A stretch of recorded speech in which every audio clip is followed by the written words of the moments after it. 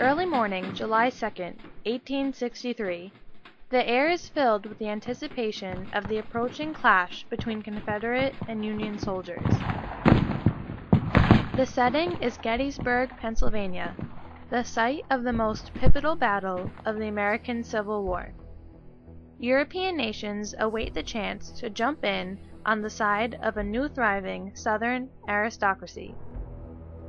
Timely decisions and heroic efforts on the part of the United States Army of the Potomac, coupled with uncharacteristic confusion on the part of the Confederate Army of Northern Virginia, has left the Union Army with the advantageous position of holding the high ground.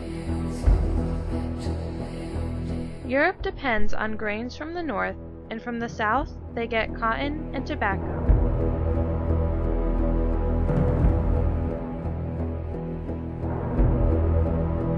In 1861, the British placed troops in Canada, ready to invade the north. France placed troops in Mexico to invade from the south. The South contended that the war was about state sovereignty. In the fall of 1862, the federal government of the United States announced that the purpose of the war was to preserve the Union. In a letter to Robert E. Lee, commanding general of the Army of Northern Virginia, a British diplomat suggested that once the issue of slavery was resolved, the British would help. The Confederacy had one last chance to prove its sustainability. They must have a successful invasion of the northern states.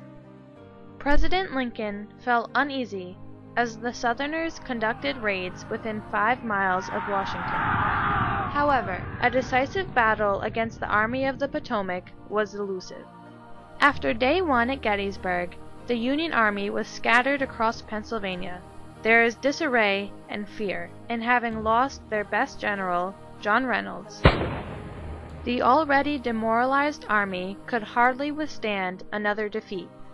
Conversely, the Army of Northern Virginia is well organized and ready to deliver the fatal blow.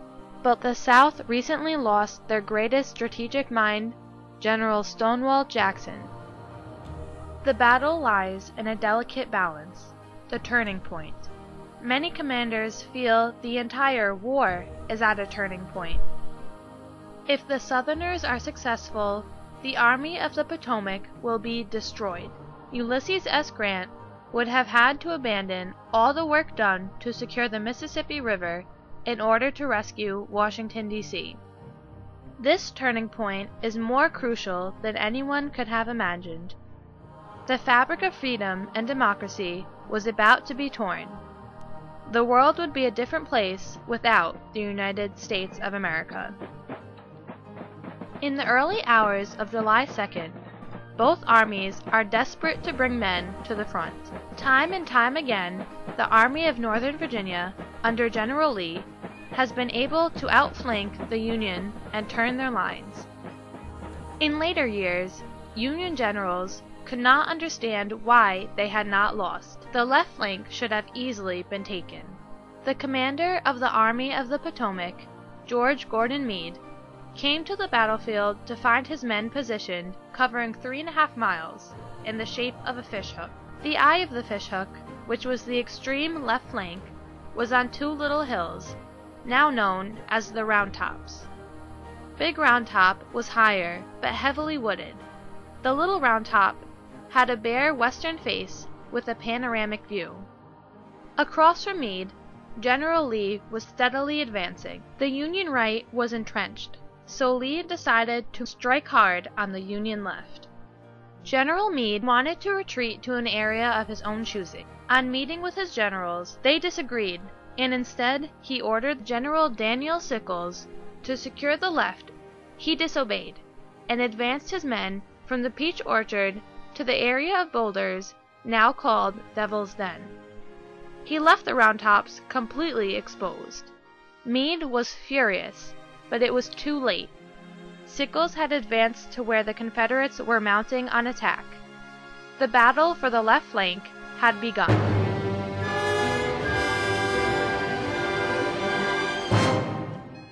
Chief Engineer General Gouverneur Warren, went to assess the grounds. He immediately noticed the left of Sickles' line in Devil's Den could easily be avoided by going up Little Round Top. He ran into Colonel Patrick O'Rourke, and against orders asked him to take his men, the 140th New York, up to Little Round Top. General Warren placed a battery of cannon and other men as well. Every general taken to Little Round Top was almost immediately killed, as were other officers. Men from Pennsylvania and New York fought the men of Alabama and Texas from General John Hood's division of General James Longstreet's corps. Just as the tide of battle had seemed to turn, the division of Colonel Strong Vincent, which included the 20th Maine and the 16th Michigan, came to the top. Colonel Vincent, seeing the flanking maneuver, took it upon himself, without orders, to take position on the extreme left. The Michigan troops faltered and began to retreat.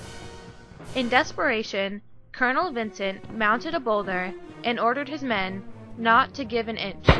He was shot dead. With no one left in support and the line breaking, Colonel O'Rourke arrived. The recent West Point grad instantly recognized the danger to the left flank and ordered his men to charge. One of Vincent's men noted that it was a smoky, wild sight. With death running throughout the battlefield, O'Rourke's men immediately clashed straight into the Texans, many without loading, forcing them off that hill in hand-to-hand combat.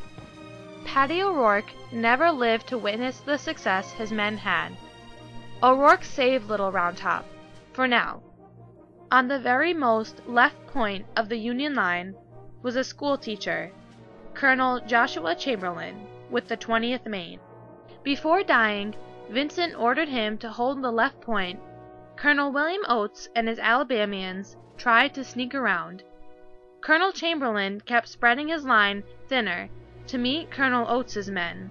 Ammunition ran low, and there was continual hand-to-hand combat. Colonel Chamberlain knew another attack would cause him to be overrun, so he ordered a surprise maneuver, a bayonet charge.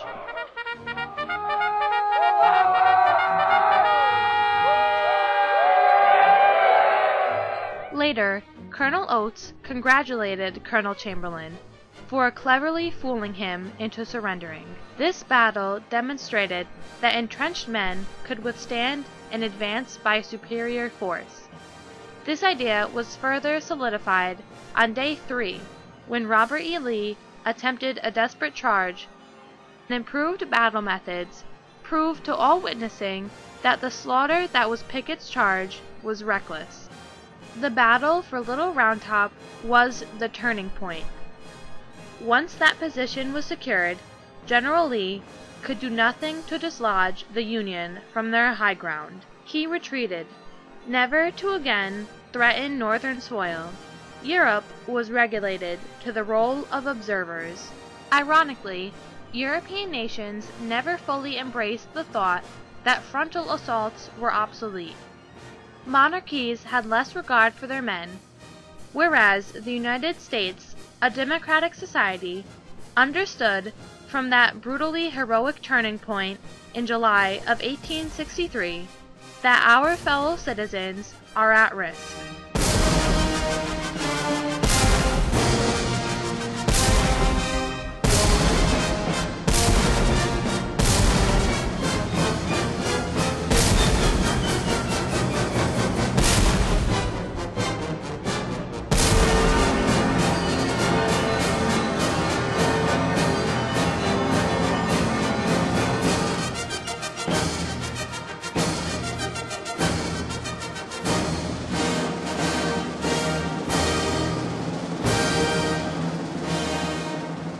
Politicians in our nation's capital know that each man is sacred, and life must be preserved, not only for the sake of their individual political careers, but for the sake of our nation's soul. It is our humanity and the love for freedom that gave birth to us. That was reaffirmed in the town of Gettysburg and continues to make the United States of America the most desired place to live.